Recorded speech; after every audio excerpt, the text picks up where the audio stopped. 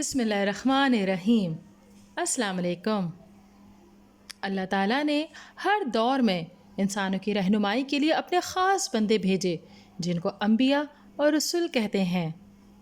سب سے پہلے پیغمبر حضرت آدم علیہ السلام اور سب سے آخری پیغمبر حضرت محمد صلی اللہ علیہ وسلم ہیں۔ ہر مسلمان کے لیے تمام انبیاء کرام کی نبوت پر ایمان لانا ضروری ہے۔ اس کو عقیدہ رسالت کہا جاتا ہے۔ نبی اکرم صلی اللہ علیہ وسلم کا ارشاد ہے، میں آخری نبی ہوں، میرے بعد کوئی نبی نہیں آئے گا۔ عقیدہ ختم نبوت اسلام کا وہ بنیادی عقیدہ ہے جس پر ہر مسلمان کے لیے ایمان رکھنا نہایت ضروری ہے۔ اسلام کے دیگر اعمال مثلا نماز، روزہ، زکوٰۃ اور حج وغیرہ کی مثال شاخوں کی سی ہیں۔ جس طرح شاخ بغیر تنے کے نہیں رہ سکتی، اسی طرح عقیدہ ختم نبوت کے بغیر کوئی بھی عمل کارآمد نہیں۔ حدیبیہ کے صلح نامہ میں یہ تحریر کیا جا چکا تھا کہ 10 برس تک مسلمانوں اور قریش مکہ کے مابین کوئی جنگ نہ ہوگی۔ حدیبیہ کے صلح نامے میں ایک شرط یہ بھی تھی کہ قبائل عرب میں سے جو قبیلہ قریش کے ساتھ معاہدہ کرنا چاہتا ہے وہ قریش کے ساتھ معاہدہ کرے، اور جو نبی پاک صلی اللہ علیہ وسلم سے معاہدہ کرنا چاہے وہ نبی پاک صلی اللہ علیہ وسلم کے ساتھ معاہدہ کرے۔ نبی اکرم صلی اللہ علیہ وسلم نے حضرت زمرہ رضی اللہ تعالیٰ عنہ کو قریش مکہ کی طرف قاصد بنا کر بھیجا اور درجہ ذیل 3 شرطیں پیش کیں۔ بنو خزاع کے مقتولین کا خون بہا دیں، بنو بکر کی حمایت سے دستبردار ہو جائیں، معاہدہ حدیبیہ کے ختم کرنے کا اعلان کریں۔ جلد ہی قریش کو اپنی بدعہدی کا احساس ہو گیا۔ قریش نے ابو سفیان کو اپنا نمائندہ بنا کر مدینہ منورہ بھیجا تاکہ حدیبیہ کے معاہدے کی پھر سے تجدید کرے۔ ابو سفیان نبی اکرم صلی اللہ علیہ وسلم کی خدمت میں حاضر ہوا۔ آپ صلی اللہ علیہ وسلم نے اسے کوئی جواب نہ دیا۔ اس کے بعد وہ کئی اور صحابہ کرام رضی اللہ تعالیٰ عنہم سے ملا، لیکن صلح کی تمام کوششوں میں ناکامیوں کے بعد ابو سفیان مکہ مکرمہ واپس چلا گیا۔ اس کے بعد نبی اکرم صلی اللہ علیہ وسلم نے لوگوں کو جنگ کی تیاری کا حکم دے دیا اور اپنے حلیف قبائل کو بھی جنگی تیاریوں کے لیے حکم نامہ بھیج دیا۔ انتہائی خاموشی اور رازداری کے ساتھ نبی اکرم صلی اللہ علیہ وسلم نے جنگ کی تیاری فرمائی، اور مقصد یہ تھا کہ اہل مکہ کو خبر نہ ہونے پائے اور اچانک ان پر حملہ کر دیا جائے۔ نبی اکرم صلی اللہ علیہ وسلم 10 رمضان المبارک 8 ہجری کو مدینہ منورہ سے مکہ مکرمہ کی جانب روانہ ہوئے تو آپ صلی اللہ علیہ وسلم روزے سے تھے اور دوسرے مسلمان بھی روزے سے تھے۔ نبی اکرم صلی اللہ علیہ وسلم کے ساتھ 10,000 صحابہ کرام رضی اللہ تعالیٰ عنہم تھے۔ حضرت عباس رضی اللہ تعالیٰ عنہ جو ابھی مکہ مکرمہ میں تھے اپنے اہل و عیال سمیت ہجرت کر کے مدینہ منورہ کی طرف آ رہے تھے۔ وہ مقام جفا میں نبی پاک صلی اللہ علیہ وسلم کی خدمت میں حاضر ہوئے۔ نبی پاک صلی اللہ علیہ وسلم کی ہدایت کے مطابق انہوں نے اپنے اہل و عیال کو مدینہ منورہ بھیج دیا اور خود لشکر اسلام میں شامل ہو گئے۔ آپ صلی اللہ علیہ وسلم نے اپنا سفر جاری رکھا اور آپ کا آخری پڑاؤ مراز الزہران میں تھا۔ یہاں سے مکہ مکرمہ تھوڑے ہی فاصلے پر تھا۔ نبی اکرم صلی اللہ علیہ وسلم کے حکم سے تمام فوج نے الگ الگ جگہ آگ روشن کی۔ قریش کو لشکر اسلام کی اطلاع پہنچ چکی تھی۔ تحقیق کے لیے انہوں نے ابو سفیان اور حکیم بن حزام اور بدیل بن ورقہ کو بھیجا۔ اس تجسس میں ان کا گزر مراز الزہران کی روانگی میں ہوا۔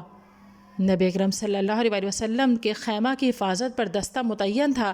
انہوں نے ابو سفیان وغیرہ کو دیکھ لیا اور پکڑ کر نبی اکرم صلی اللہ علیہ وسلم کی خدمت میں لے گئے۔ نبی اکرم صلی اللہ علیہ وسلم نے ابو سفیان کو اسلام کی دعوت دی۔ ابو سفیان نے آپ صلی اللہ علیہ وسلم کی دعوت قبول کر لی اور ایمان لے آئے۔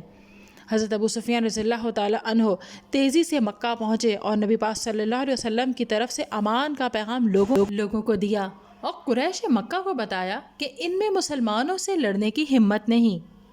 نبی اکرم صلی اللہ علیہ وسلم مکہ میں داخل ہوئے۔ آپ نے اسلامی لشکر کو 3 حصوں میں تقسیم کر دیا۔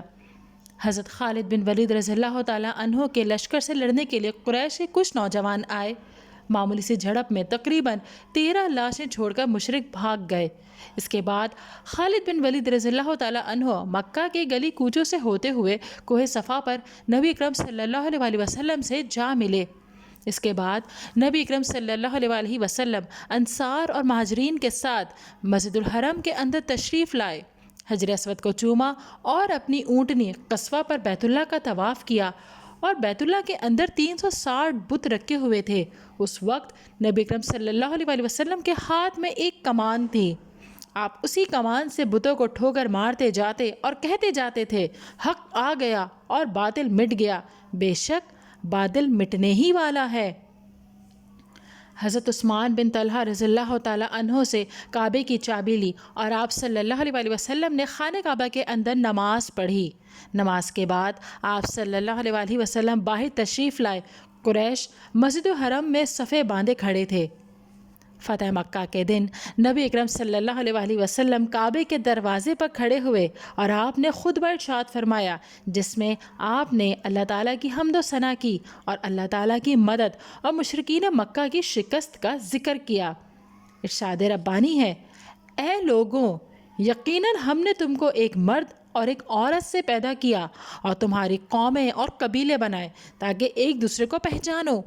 بے شک اللہ تعالیٰ کے نزدیک تم میں زیادہ عزت والا وہ ہے جو تم میں زیادہ پرہیزگار ہے۔ بے شک اللہ تعالیٰ سب کچھ جاننے والا اور سب سے خبردار ہے۔ اے قریش، اے اہل مکہ، جانتے ہو میں تمہارے ساتھ کیا سلوک کروں گا؟ انہوں نے کہا، آپ اچھا ہی سلوک کریں گے کیونکہ آپ شریف ہیں اور شریف کے بیٹے ہیں۔ آپ صلی اللہ علیہ وآلہ وسلم نے فرمایا، اچھا جاؤ تم سب آزاد ہو۔ اس موقع پر نبی اکرم صلی اللہ علیہ وآلہ وسلم نے عفو درگزر سے کام لیتے ہوئے قریش مکہ کو معاف کر دیا اور خانہ کعبہ کو تمام بتوں سے پاک کر دیا۔ آپ صلی اللہ علیہ وآلہ وسلم کی رحم دلی اور کرم نوازی سے قریش مکہ ایمان لے آئے۔ نبی اکرم صلی اللہ علیہ وآلہ وسلم نے مکہ مکرمہ کی سرزمین پر قدم رکھتے ہی جو پہلا جاری فرمایا وہ اعلان یہ تھا، جو شخص ہتھیار ڈال دے گا اس کے لیے امان ہے، جو شخص اپنا دروازہ بند کرے گا اس کے لیے امان ہے، جو شخص کعبے میں داخل ہو جائے گا اس کے لیے امان ہے، اور جو ابو سفیان کے گھر میں داخل ہو جائے گا اس کے لیے بھی امان ہے۔ ناظرین، اگر ویڈیو پسند آئی ہے تو اسے لائک کیجئے، شیئر کیجئے، کمنٹ دیجئے اور چینل کو ضرور سبسکرائب کیجئے۔